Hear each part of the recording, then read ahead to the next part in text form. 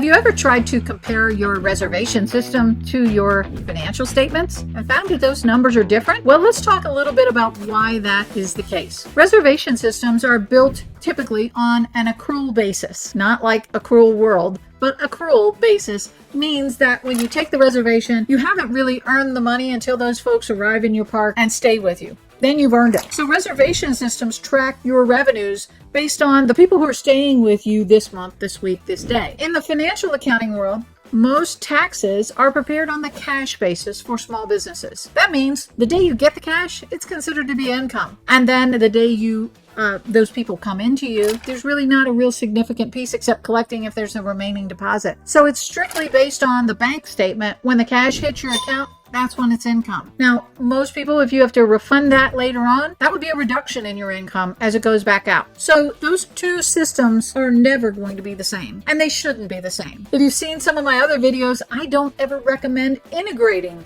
your reservation system with your financial accounting system. And it's for this very reason. They're tracking two different things. Both are valuable pieces of information when you need to analyze things, but you need to know what you're trying to analyze. For most campgrounds, we're going to be taxed on the cash basis. So that's looking at when you get the cash. And if we're trying to compare things like looking at dynamic pricing or rate increases or occupancy levels, we're going to want to look at that based on the accrual basis. So it's like having a Phillips screwdriver and a regular screwdriver. You need one in each particular situation. Both are very valuable, but usually they're not interchangeable. So keep that in mind when you're thinking about why those two numbers are different. And if you have some other questions about how to handle that, we're here to help at campgroundaccounting.com.